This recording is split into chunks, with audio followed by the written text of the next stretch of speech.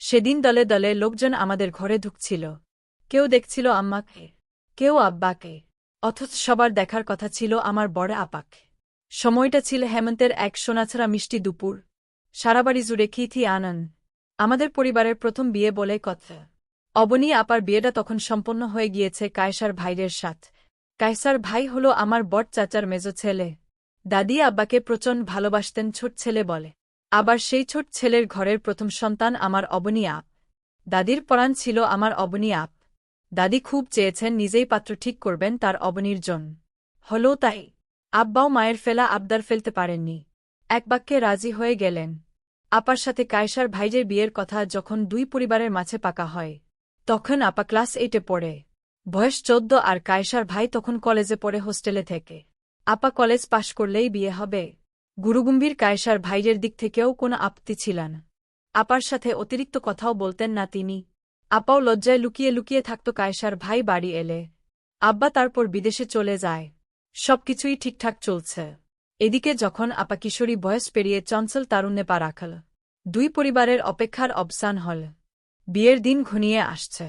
আম্মা আব্বাকে চিঠি লিখলেন আপার বিয়ের বিষয়ে। তখন চিঠির স্বর্ণালী যুগ ছিল। চিঠির উত্তর আসতে 3 মাস লেগে যেতে। বসে থাকার সময় নেই।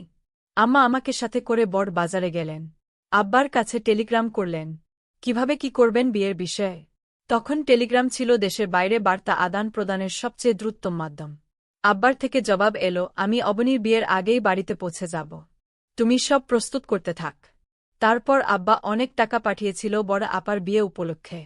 বিয়ের কার্ড ছাপানো শেষ। বিলি করাও শেষ। সমস্ত আয়োজন শেষ। আব্বার আশা হয় না। বিয়ের দিন যত ঘনিয়ে আসছে আমার আম্মার মন খারাপ ততই গভীর হচ্ছে গিরিখাদের মতন। আপার গায়ে হলুদের দিন মেজো আপা মানে সজনী আপা চঞ্চন গলায় আম্মাকে বল, তোমার জামাই আসে না কেন? আগের মতো চিঠিও লিখে না আমাদের কোনো বোনের কাছে। দূরে গেলে বুঝি পুরুষ মানুষের মন পাথর হেজা যায়। তখন আম্মার হাতে নারকেল শোলার চিকন বিছানার ঝাড়ু ছিল। আম্মা চ্যাত করে উঠলেন গরম তেলে পানি পড়ার মতোই। সেই ঝাড়ু দিয়ে সজনী আপার পিঠে এলোপাথারি মারলেন। গজগজ করে বললেন, পড়াশোনা করে মুখের ভাষা এমন হলো কেন তোর? পিতাকে নিয়ে কেউ এভাবে কথা বলে? বাড়িতে এসে বসে থাকলে পেটে ভাত আসবে, আর বইয়ের ভাষায় কথা বলতে পারিস না? পরিবারের কার সাথে কিভাবে কথা বলতে হয় জানিস না? তোর পড়াশোনা বন্ধ। কি লাভ হচ্ছে পড়াশোনা করে? কি শিখছিস স্কুলে গিয়ে? তোর আব্বা আসলেই তোকে বিয়ে দিয়ে দিব। তখন এইভাবে কথা বলিস তুই? আমি অবনী রজনী কিভাবে কথা বলি দেখিস না? সজনী আপা তখন মিনমিনিয়ে বল, তুমি হলে মাস্টারের মেয়ে।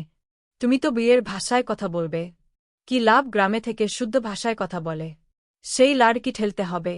যেই লাউ সেই কদু। আমি কিছু বলিন। চুপচাপ বোকার মতো দাঁড়িয়ে থাকি। আম্মা কাজের ব্যস্ততায় ডুবে যায়। ঘরভর্তি অতিথি। আপার বিয়ে উপলক্ষে শহর থেকে বড় মামারাও এসেছে গায়ে হলুদের দিন বিকেলে। সবাই আব্বার কথা জানতে চাচ্ছে আম্মার কাছে। নানু উৎকণ্ঠা নিয়ে জিজ্ঞেস করল, কিরে জেসমিন, জামাই আসবে কি অবনীর বিয়ার আগে? আম্মার আগে দাদি উত্তর দিলে, বেআইন আইব আমার মন বলছে। দাদির কথা ঠিক হয়েছে। আব্বা সত্যি সত্যি আপার বিয়ের দিন শেষ দুপুরে এসে পড়ল। কিন্তু চমকপ্রদ কাহিনী হল আব্বার পায়ে পায়ে সঙ্গী হয়ে বিড়ালের ন্যায় এক বিদেশিনীও ঢুকল আমাদের ঘরের ভিতরে। অল্প সময়ের ব্যবধানেই বিয়ে বাড়ির উৎসবমুখর পরিবেশ থমথমে রূপ ধারণ করল। সবাই অবাক চোখে আব্বাকে দেখছে আড়ালে আবডালে। আশপাশের বাড়ির মানুষ চোটলা বেঁধে আমাদের ঘরে ঢুকল।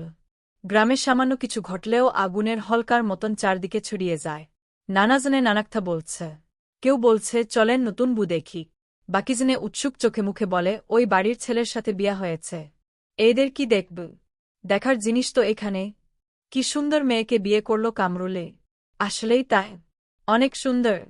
আম্মার চেয়ে বেশি। আব্বা তাকে আম্মার বেডরুমে নিয়ে গেল। আমি ও মেজো আপা আব্বাকে পা ছুঁজে সালাম করলাম।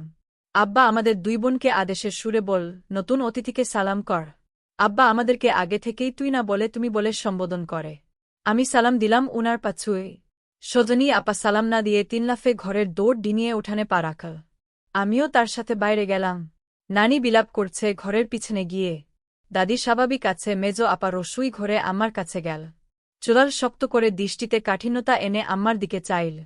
আম্মা তার চেয়েও দৃষ্টি কঠিন করে তাকালো মেজো আপার দিকে। টনটনে গলায় বল, তুই কি বলবি আমি জানি। একজন বিয়ে করে মনের আনন্দে বুনিয়ে আসছে। তাহলে তোদের আনন্দ বন্ধ হবে কেন? বিয়ের আনন্দ কর গিয়ে। আমি হন্তদন্ত পায়ে বড় কাকার ঘরে গেলাম। বধূবেশে বসে থাকা বড় আপার কানে কানে কথাটা বললাম। আপা খোলখোল করে উঠল, শুনে বল, ফালতু কথা নিয়ে এসেছিস? আমাদের ঘরে কিসের নতুন বিদেশিনী? পরে কেঁদে ফেললাম আমি। আপা বসা থেকে উঠে দাঁড়াল। সাজানো রঙিন মায়াবী মুখখানি পাংশুটে আকার ধারণ করল। কারুকাজ খচিত শাড়ির কুচিগুলো এক হাত দিয়ে একটু উপরে তুলে ধরল। আমার সাথে 3 উঠান ডিনিয়ে ঘরের ভিতরে এল। নানি ফ্যাসফ্যাসে গলায় আপাকে বল, নানুভাই, তুই স্বামীর ঘর থেইকা উঠা আসলি কেন? আপা নিরুত্তরে। দাদি বল, হ্যারে নবু, সেদিন দলে দলে লোকজন আমাদের ঘরে ঢুকছিল। কেউ দেখছিল আম্মাকে, কেউ আব্বাকে, অথচ সবার দেখার কথা ছিল আমার বড় আপাকে। সময়টা ছিল হেমন্তের এক সোনাছাড়া মিষ্টি দুপুর। সারাবাড়ি জুড়ে খিথি আনন্দ। আমাদের পরিবারের প্রথম বিয়ে বলে কথা। অবনী আপার বিয়েটা তখন সম্পন্ন হয়ে গিয়েছে কায়সার ভাইদের সাথে। কায়সার ভাই হল আমার বড় চাচার মেজো ছেলে। দাদি আব্বাকে প্রচণ্ড ভালোবাসতেন ছোট ছেলে বলে। আবার সেই ছোট ছেলের ঘরের প্রথম সন্তান আমার অবনী আপ। দাদির পরাণ ছিল আমার অবনী আপ। দাদি খুব চেয়েছেন নিজেই পাত্র ঠিক করবেন তার অবনীর জন্য। হল তাই। আব্বাও মায়ের ফেলা আবদার ফেলতে পারেননি। এক বাক্যে রাজি হয়ে গেলেন। আপার সাথে কায়সার ভাইজের বিয়ের কথা যখন দুই পরিবারের মাঝে পাকা হয়, তখন আপা ক্লাস 8-এ পড়ে। বয়স 14 আর কায়সার ভাই তখন কলেজে পড়ে হোস্টেলে থেকে। আপা কলেজ পাশ করলেই বিয়ে হবে। গুরুগম্ভীর কায়সার ভাইজের দিক থেকেও কোনো আপত্তি ছিল না। আপার সাথে অতিরিক্ত কথাও বলতেন না তিনি। আপাও লজ্জায় লুকিয়ে লুকিয়ে থাকত কায়সার ভাই বাড়ি এলে। আব্বা তারপর বিদেশে চলে যায়। সবকিছুই ঠিকঠাক চলছে। এদিকে যখন আপা কিশোরী বয়স পেরিয়ে চঞ্চল তারুণ্যে পা রাখল, দুই পরিবারের অপেক্ষার অবসান হল। বিয়ের দিন ঘনিয়ে আসছে। আম্মা আব্বাকে চিঠি লিখলেন আপার বিয়ের বিষয়ে। তখন চিঠির স্বর্ণালী যুগ ছিল। চিঠির উত্তর আসতে 3 মাস লেগে যেতে। বসে থাকার সময় নেই। আম্মা আমাকে সাথে করে বড় বাজারে গেলেন। আব্বার কাছে টেলিগ্রাম করলেন। কিভাবে কি করবেন বিয়ের বিষয়ে। তখন টেলিগ্রাম ছিল দেশের বাইরে বার্তা আদান প্রদানের সবচেয়ে দ্রুততম মাধ্যম। আব্বার থেকে জবাব এলো, আমি অবনীর বিয়ের আগেই বাড়িতে পৌঁছে যাব। তুমি সব প্রস্তুত করতে থাক। তারপর আব্বা অনেক টাকা পাঠিয়েছিল বড় আপার বিয়ে উপলক্ষে। বিয়ের কার্ড ছাপানো শেষ। বিলি করাও শেষ। সমস্ত আয়োজন শেষ। আব্বার আশা হয় না। বিয়ের দিন যত ঘনিয়ে আসছে আমার আম্মার মন খারাপ ততি গভীর হচ্ছে গিরিখাদের মতন। আপার গায়ে হলুদের দিন মেজো আপা মানে সজনী আপা চঞ্চন গলায় আম্মাকে বল, তোমার জামাই আসে না কেন? আগের মতো চিঠিও লিখে না আমাদের কোনো বোনের কাছে। দূরে গেলে বুঝি পুরুষ মানুষের মন পাথর হেজা যায়। তখন আম্মার হাতে নারকেল শোলার চিকন বিছানার ঝাড়ু ছিল। আম্মা চ্যাত করে উঠলেন গরম তেলে পানি পড়ার মতোই। সেই ঝাড়ু দিয়ে সজনী আপার পিঠে এলোপাথারি মারলেন। গজগজ করে বললেন, পড়াশোনা করে মুখের ভাষা এমন হলো কেন তোর? পিতাকে নিয়ে কেউ এভাবে কথা বলে? বাড়িতে এসে বসে থাকলে পেটে ভাত আসবে, আর বইয়ের ভাষায় কথা বলতে পারিস না। পরিবারের কার সাথে কিভাবে কথা বলতে হয় জানিস না। তোর পড়াশোনা বন্ধ। কি লাভ হচ্ছে পড়াশোনা করে? কি শিখছিস স্কুলে গিয়ে? তোর আব্বা আসলেই তোকে বিয়ে দিয়ে দিব, তখন এইভাবে কথা বলিস তুই?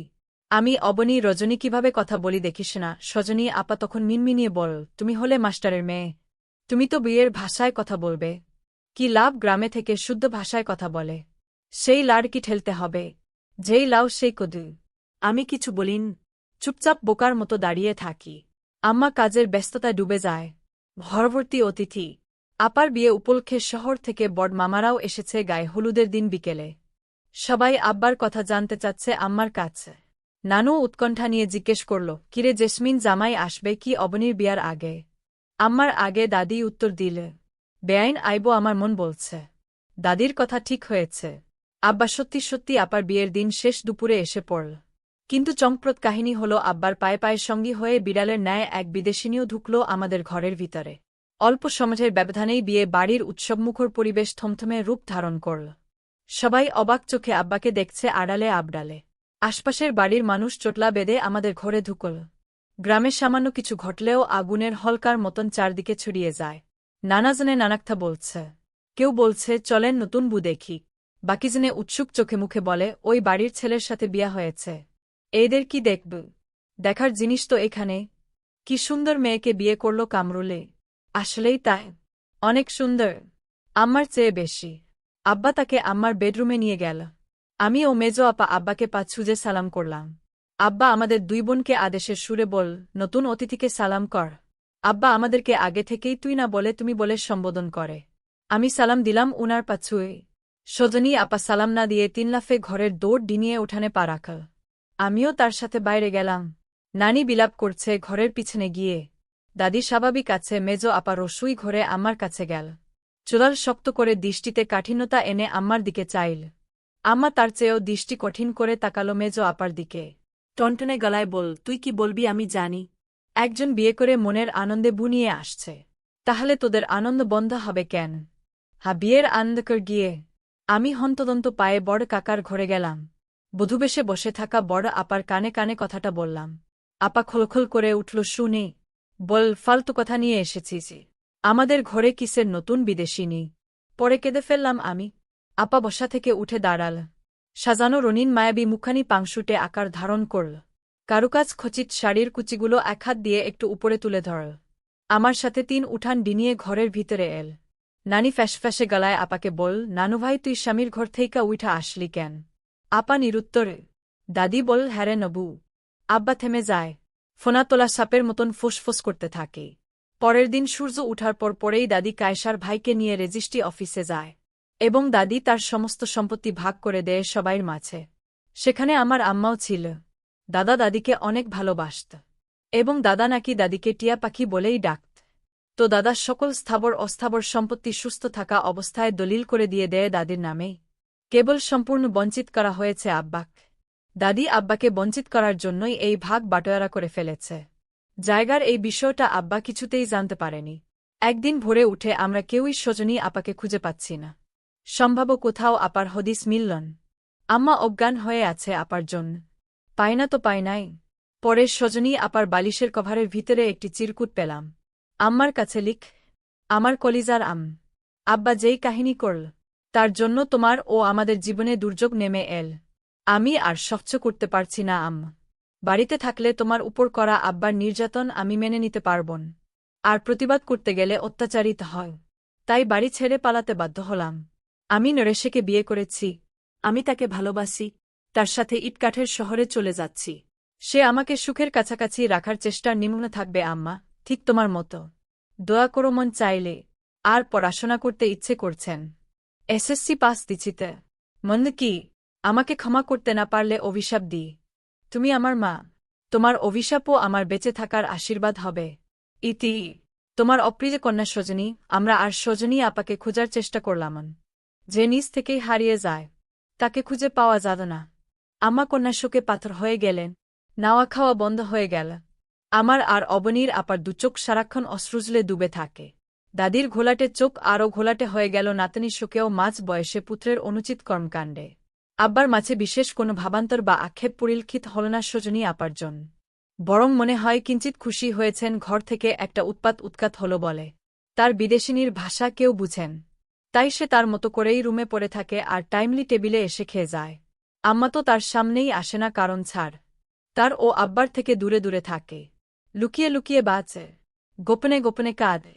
এদিকে দাদি ক্রমশ স্বেচ্ছাসায়ী হয়ে গেলেন। শ্বাসকষ্ট বেড়ে গেল তার। সপ্তাহ না ঘুরতেই দাদি মারা গেল। দাদির শোক না কাটিয়ে উঠতেই আম্মা আমাকে এক বিকেলে ডেকে বললেন, তোর আব্বা তোর জন্য একটা ভালো বিয়ের প্রস্তাব এনেছে। আমাকে বলছে তোকে জিজ্ঞেস করতে তুই রাজি কিনা। শুনে আমি ঘাবড়ে উঠলাম। আশ্চর্যের সপ্তাকাশে পৌঁছে গেলাম। হিসেব মিলাতে পারছি না কিছুতে। আম্মার ব্যথা ভরা মুখখানির দিকে কোমল দৃষ্টি ফেললাম। মাথা নামিয়ে ছোট করে বললাম, না আম্মা, আমি পড়াশোনা করতে চাই। আমার বিয়ের উপযুক্ত সময় এখনো হয়নি। আম্মা গমগম স্বরে বল, এটা তো আমার ওকথ, কিন্তু তারে কে বুঝাবে তার মাকে যা মান্য করত সেই রাস্তাও বন্ধ হয়ে গেল চিরদিনের জন্য। আচ্ছা দেখি যে কোনোভাবেই হুক এটা তাকে মানিয়ে নিব। আম্মা ছন্দহারা স্রোতের ন্যায় দুলে দুলে চলে গেল আমার সামনে থেকে। মগ্ন হল মিছে মায়ের সংসারের কাজে। সজনী আপার কথা খুব মনে পড়ছে। জানি না কেমন আছে, কোথায় আছে সেই নরেশের সাথে। একটু পর আম্মার সাথে আব্বার বাজখাই গলার আওয়াজ শুনতে পেলাম। আমি টিপে টিপে সেদিকে গেলাম এবং চুপটি করে আড়ি পেতে রইলাম আব্বার কথাগুলো শোনার জন্য। তাহলে তার বিষয়ে আমি আর কিছুই জানিন। তুমিই বিয়ে দিও তোমার মেয়েকে। কি করেছ তুমি সংসারে পড়ে থেকে? বাইরে থেকে মাসে মাসে টাকা দিয়েছি আর বসে বসে খেয়েছ। বলি, বিদেশের মাটিতে কি টাকা রাস্তায় কুড়ালে পাওয়া যায়? পরিশ্রম করতে হয়নি। মেয়েদের ভালোভাবে শিক্ষা দিতে পারনি। একজন নিজের বিয়ের দিনেই বাবার দিকে চোখ তুলে কথা বল, আরেকজন ছেলের সাথে পালিয়ে গেল, আরেকটা হয়েছে অবাধ। আর হ্যাঁ, জেনিফার বলছে সে গ্রামে থাকবেন। শহরে থাকবে, সেখানে বাসা নিতে। আর এই অসুস্থ পরিবেশে কি করেই বা থাকে? আমি বাইরে থাকতে তুমি বলছো ওকে বাড়িতে নিয়ে আসলে কোনো সমস্যা হবেন? ও ভালোই থাকতে পারবে। তুমি সব সামলে রাখবি। এই তার সামলে রাখার নমুন। কি দেইনি আমি তোমাকে? কাল বা পরশু জেনিফারকে নিয়ে চলে যাব। চিন্তার কারণ নেই। আমি আগের মতেই খরচ দিবে। দায়িত্ব তোমারই থাকবে সবসময়। আব্বা ফোঁস করে একটা তপ্ত শ্বাস ছাড়ল। আম্মার কোনো মৃদুকণ্ঠ ও শুনতে পেলাম।